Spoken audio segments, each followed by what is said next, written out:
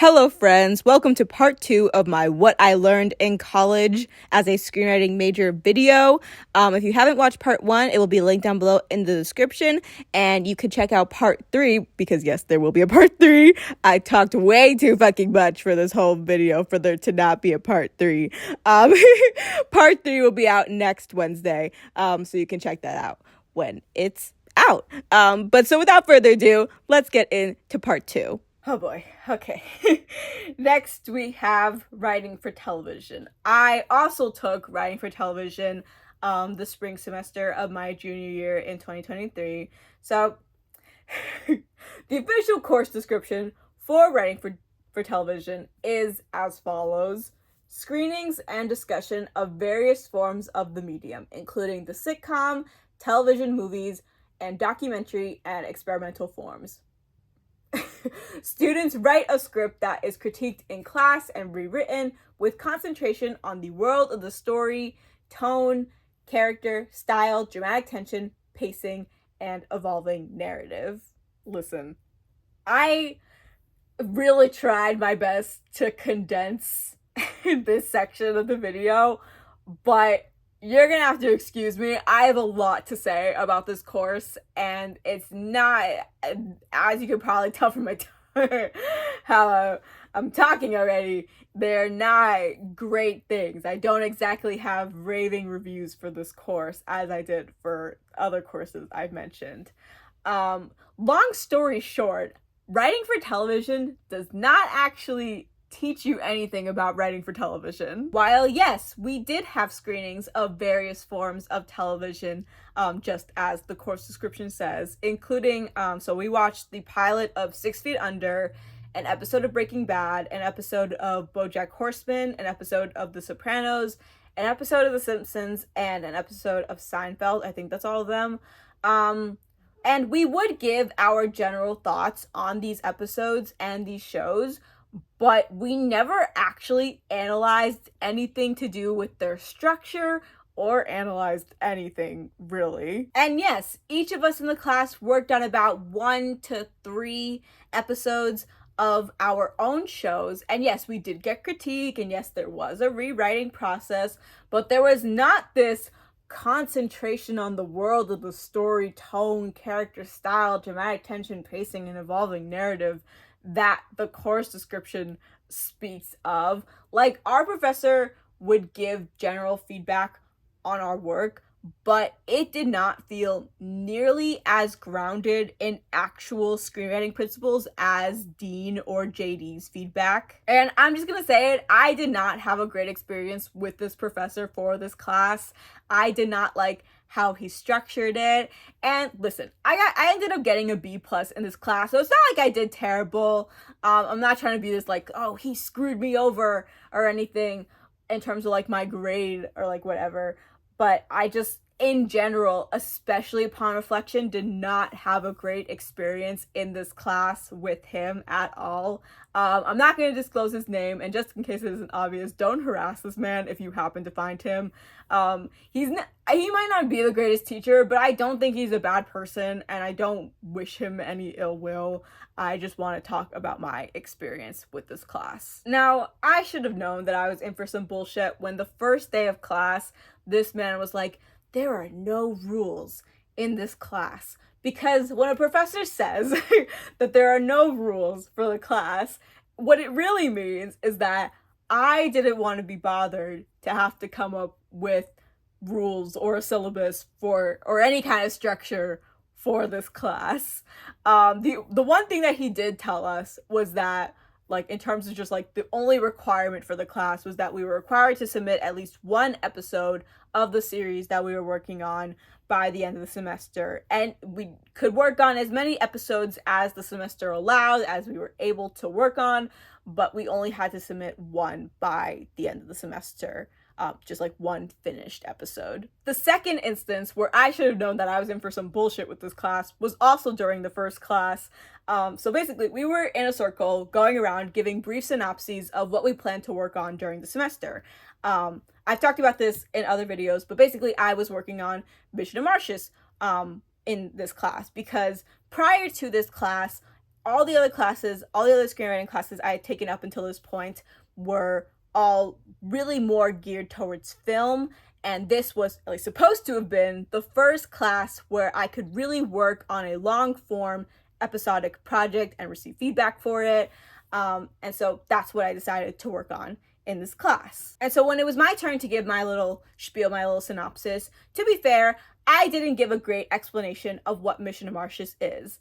But I didn't want to take up a lot of time. I just kind of wanted to do my turn and be done with it. So I gave a very watered down synopsis of the story. Basically, I said something along the lines of, I can't remember exactly what it is now at this point, but something along the lines of, this is a world with humans and fairies. There are these two girls who are trying to save someone important to them from an evil queen, and there's some unrest going on in their home kingdom. Again, bad explanation. That's on me. I take full responsibility for that. But so my professor, he asked me what genre Mission to Martius is. So I tell him fantasy.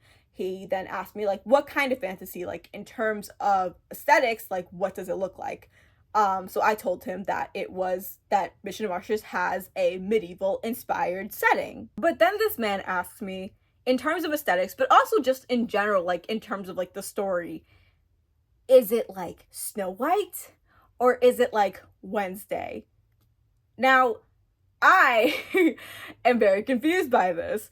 So again, I say that the world is medieval inspired, but he just keeps asking me if it's like Snow White or Wednesday. And I don't know what to say to this, because if you know Mission to Martius, it really isn't like either in terms of aesthetic or in terms of story. Like, if I had to pick one, I guess I would say Snow White, but that still really isn't accurate at all. And I got really flustered because I didn't know if he just like didn't know what medieval means or if he wasn't hearing me correctly. So I just gave up on trying to explain myself so that we can move on to the next person. I was just like, okay, let's just can we please move on, because I'm like, am I not saying the word medieval correctly? Like, I'm like, I don't know what's going on. But so it's just like, the fact that this man's fantasy knowledge was so limited that in his mind, in terms of fantasy aesthetics and fantasy worlds, like that they exist on the spectrum of Snow White to Wednesday, just shows that he was completely unprepared to provide detailed and meaningful feedback to fantasy projects, to fantasy stories, which, granted, he did admit this. He did admit that he does not really consume fantasy, that he's not a big fantasy fan. However, that did not stop him from trying to act like an authority on fantasy projects, and that is what bothered me. Like, there was this one time, so there was this other guy who was working on like a fantasy story, and we did a reading of his script and he was getting feedback, and my professor said, he's like, you know, you really need to make sure that for like the non-fantasy like enjoyers, like the people who don't typically watch fantasy, that they can understand and make sure they know what's going on. And in my mind, again, maybe, and this might just be me, as somebody who consumes a lot of fantasy, and fantasy is my favorite genre. It's the genre I write in. It's the genre I watch the most of. But I'm just like, for me personally, I don't write the fantasy projects I don't write them for people to gain the approval of people who don't typically consume fantasy. I write them for other people who also enjoy fantasy. I mean, first of all, at the end of the day, I write them for myself. I write them because I enjoy writing them, but I also write them for other fellow fantasy enjoyers. And so I found it very strange that this man had this idea that we have to write fantasy for people who don't usually consume fantasy, who don't typically like fantasy, because again, personally for me, I don't find that particularly fulfilling. Like, if your goal is to change people's minds about people who don't usually like fantasy, who don't usually consume fantasy media, fantasy content, when you write your fantasy stories, I think that that's great. I think I'm very happy that that is what you find fulfilling for you. But for me personally, I just don't, that's not my goal. That's not my objective when I'm writing, when I'm working on fantasy stories. And I just found it very strange that, again, this guy, like, just was like automatically like, you have to make sure that your fantasy stories cater to people who don't normally consume fantasy or who just don't like fantasy. Like, don't get me wrong, I understand wanting to make your world building like accessible and easy to understand, that even non like fantasy enjoyers can understand it and can get the basics of it. Like, I get that. That I very much get. But I just feel like there's a point where, again, if somebody doesn't like fantasy, there's only like so much you can do to try to like cater to them. Like, but I feel like that doesn't necessarily always mean that you're gonna like convince them to like your fantasy project. And that doesn't mean that it's a bad fantasy story. It just means that this person who just doesn't like fantasy doesn't like it. And yeah, so that always was very weird to me. Anyway, so as I said, I was working on Mission to Martius in this class. And if you've been following along with the development of Mission to Martius, then you would know that the reading of episode 1 that we did in this class did not go so great, which honestly wasn't even because of my professor. It was just abundantly clear that I needed to rewrite and rework episode 1. I got very helpful feedback from my classmates, and it was that session that got me to change the name from Mission to Mars to Mission to Martius, which was desperately needed. So at the end of the day, it was a very useful experience. A month later, we read a revised version of episode 1. The script was better received, and I got even more useful feedback, which was really nice. I should also add that my professor did have us on a rotating schedule for when people would read their scripts in class. So it wasn't like the class was in total chaos, but it's also important to note this, because this schedule meant that the time between each of my readings was about a month each time. So we read episode 1 the first time in February. We read episode 1 the second time in March. We read episode 2 for the first time in April, and then we read episode 2 for the second time in May. Keep this in mind for later. I'd also like to note that while I did get some occasionally good feedback from my professor, the majority of like the really useful feedback that I got in this class were from my classmates. Anyway, so the first reading that we did of episode 2 of Mission to Martius went pretty well, but the second reading of episode 2 of Mission to Martius went significantly less well. So I go to do my reading, and if you recall, it has been a month since we read episode 2 the first time, and now 2 months since we read episode 1. So I thought that it would be a good idea to give a brief recap about what happened in episode 1, particularly from the end of episode 1, just so that we would all be on the same page, since it had been a while since we had last read it. And I already know what I was going to say for the recap. I had written it down, I had practiced it, I timed it. It was going to be super short. It would have been like 30 seconds max, if that. But before, so I'm like, hey, before we start, I just wanted to, before I can even like get the full sentence out, my professor cuts me off. And it's like, oh, we need to move this along because there's still one more person who has to present their script, which that was totally fine. I didn't want to take time away from my classmate. Like, I also wanted to move things along. But I also knew that without this recap, my professor and my classmates would probably not remember the context for where we are in the story, because it had been such a long time since we read episode 2 the first time, much less episode 1. And providing recaps was a pretty normal thing for this class, because everyone else would also have approximately month-long gaps between readings of their episodes. So you really had no choice but to be prepared with at least a little recap to remind us where we are in the story. Now, if I had been a little bit more assertive, I probably would have said that to my professor, but I didn't want to be difficult, so I just let it go. But wouldn't you know it, the first words, literally the first words out of my professor's mouth the moment we finished reading this revised version of episode 2 were, I'm confused about where we are in the story. Gee, I wonder why. It's almost like the way you've structured this class requires us to recap everyone on where we are in the story before we do the reading, or else people aren't going to remember where we are in the story. Because in 1 week, we'll read about 4 scripts, and then the next week, we'll read like 4 new scripts, and then the week after that there will be another 4 new scripts, all by different people, all different stories. So by the time we complete this rotation, again, I feel like I cannot stress this enough because this man made me feel like I was crazy. People are going to forget things that happen in scripts that aren't the ones that that isn't the one that they're writing. There's 13 different scripts. That's 13 different stories to be keeping track of. It's just like the reason why I'm stressing this so much is because this man tried to insinuate that the reason why he didn't understand where we were in the story was because of something I did, when in reality, he was the one who didn't let me give my recap before the reading, or after it, for that matter, to even try to provide context post the reading.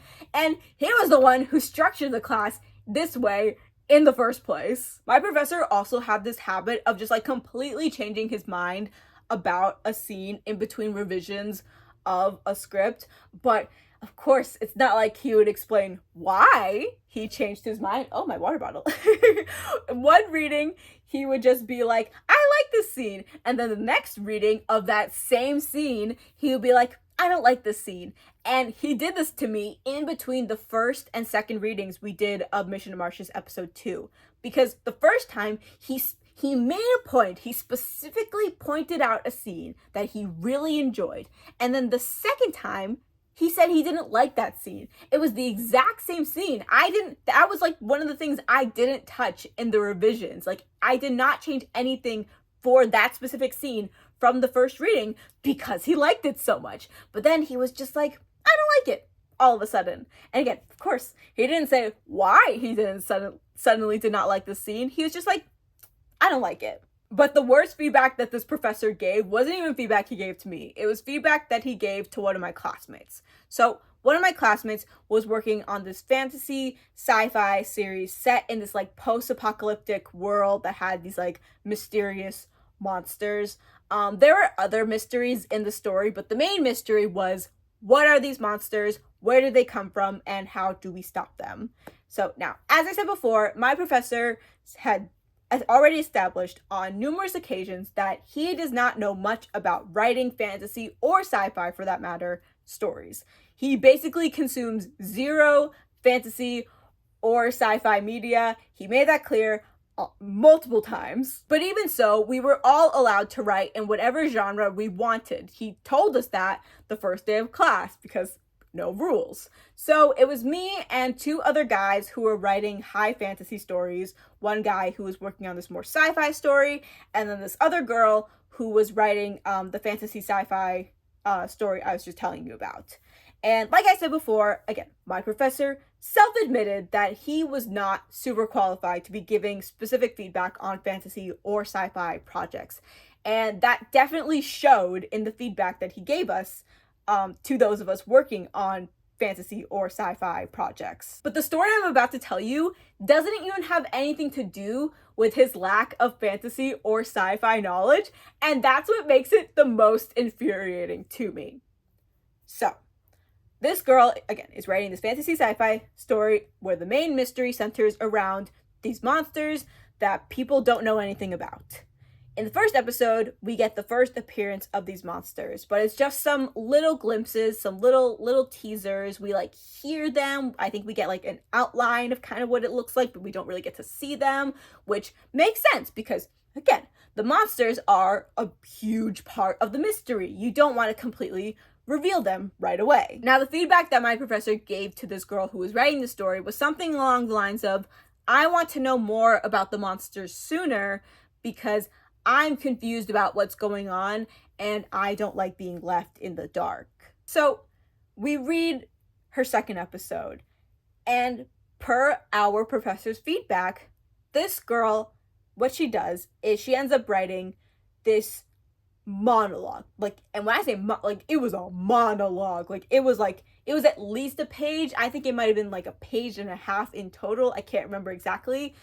Where one of the main characters' possibly dead brother explains everything about the monsters via a recording that he just conveniently left behind. We learn what the monsters are, where they came from, and how to defeat them, all in one monologue in the second episode of what's meant to be a series. And when my other classmates are during feedback, they're like, hey, you kind of just killed your own mystery because you revealed everything about the monsters in the second episode.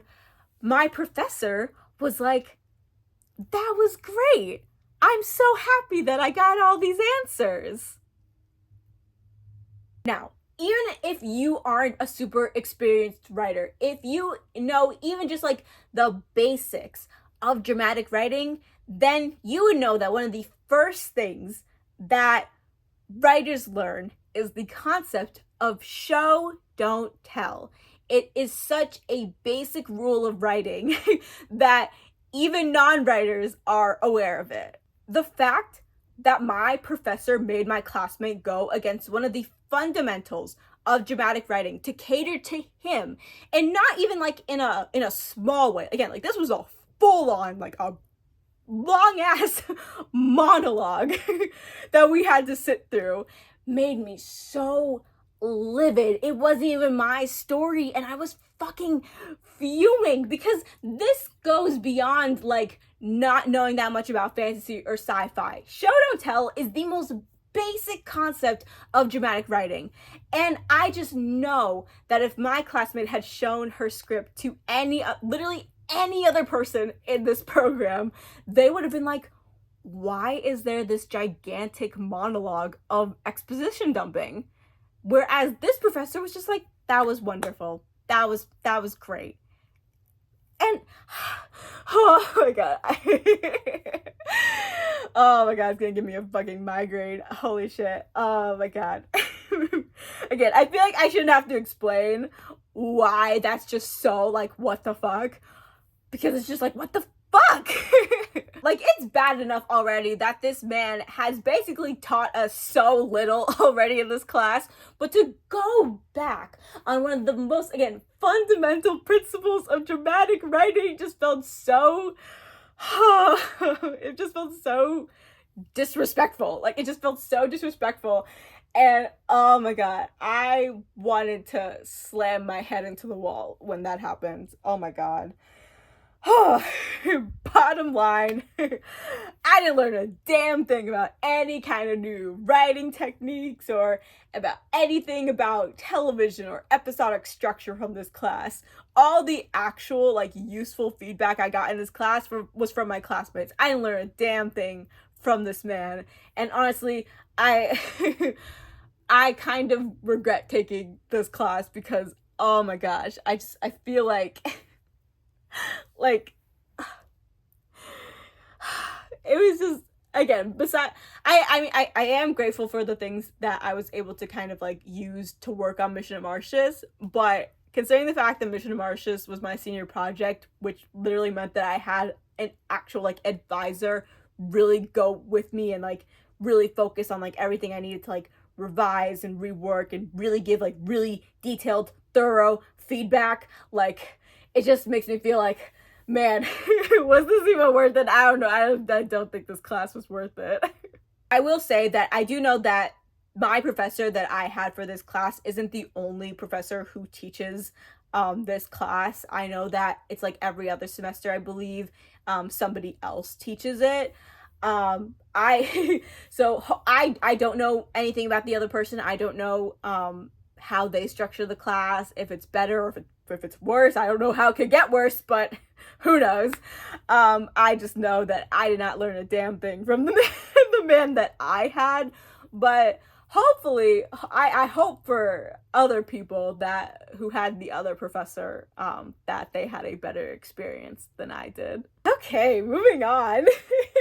That was just like 6 pages that was like dedicated to that class because I had so much to rant about. But anyway, next we have Writer Scene Workshop. I took Writer Scene Workshop the fall semester of my senior year in 2023. The course description for Writer Scene Workshop is as follows. It's quite a hefty one, so buckle in. Students bring their screenwriting to a professional level by learning the deep anatomy of the scene.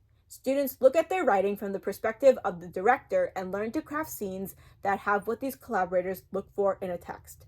Whether writing for film or television or theater, well-crafted scenes are essential for a script directors will want to direct and actors will want to act. Students practice the director's craft by realizing their own original scene on digital video, giving them new insight into the writing process. The aspects of directing, producing, casting, editing, and other areas are also essential for writers interested in one day becoming showrunners or making their own work. Just like the course description says, Writer Scene Workshop is all about dissecting the anatomy of a scene through a writer and a directorial lens with the purpose of producing our own scenes by the end of the semester. Our first assignment was to watch Apocalypse Now and break down the 3-act structure. By the way, Apocalypse Now, meh movie, too long, but it was still better than Eternal Sunshine of a Spotless Mind. The following lectures were dedicated, though, to the anatomy of a scene. We learned about the units of change in a story. Acts, for example, are units of major change. Sequences are a series of scenes that bring about significant change, and scenes achieve change through conflict in more or less continuous time and space. We discussed expositional dialogue and dialogue that serves conflict. We learned about the terms of conflict, which basically means who wants what in a scene and who opposes them. We also learned about the obligatory moment, which is basically the resolution of the conflict in the scene. The way that Dean liked to put it, I also had Dean for Writer Scene Workshop, the way that he liked to describe it was, think of like a scene as like a battle, which has at least, sometimes there's more, but at least 2 opposing sides, 2 opposing characters. Someone wants something and the other character opposes them. And the obligatory moment is basically when you know who has won this battle of this conflict within the scene.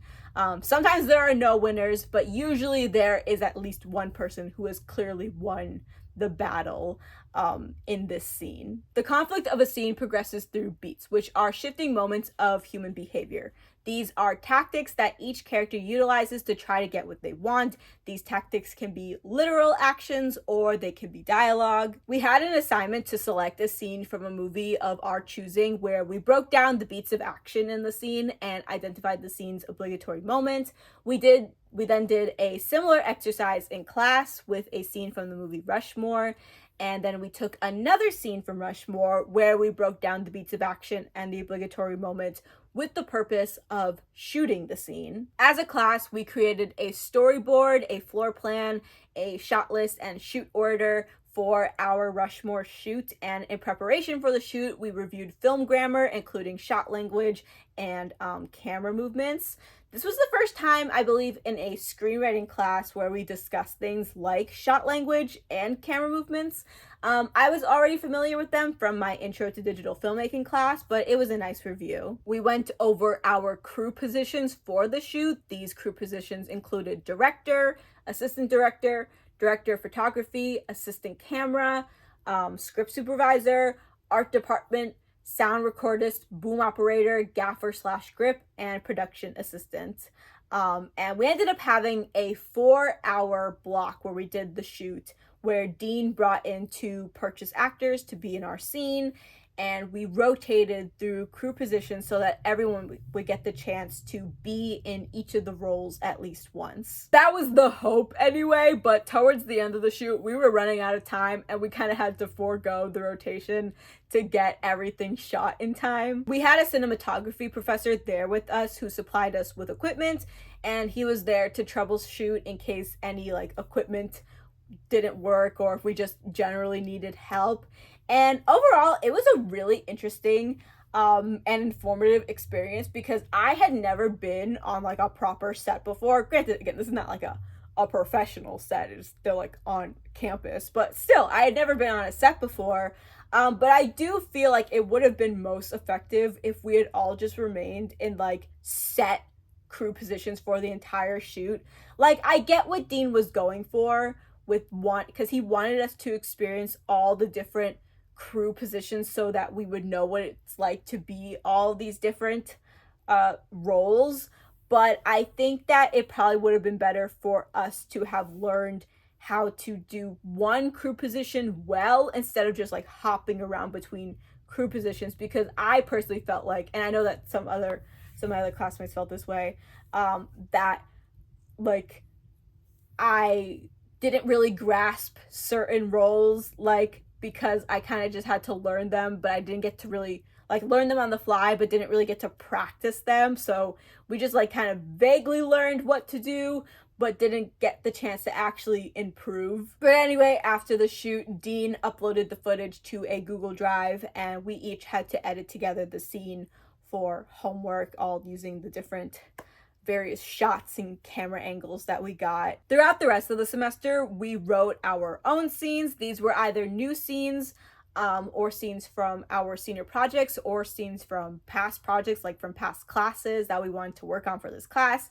And so we wrote 3 drafts of these scenes to polish them for our own scene shoots. We got paired up with cinematography students by Dean and the cinematography professor that we worked with for the Rushmore shoot. And so the cinematography students acted as our directors of photography.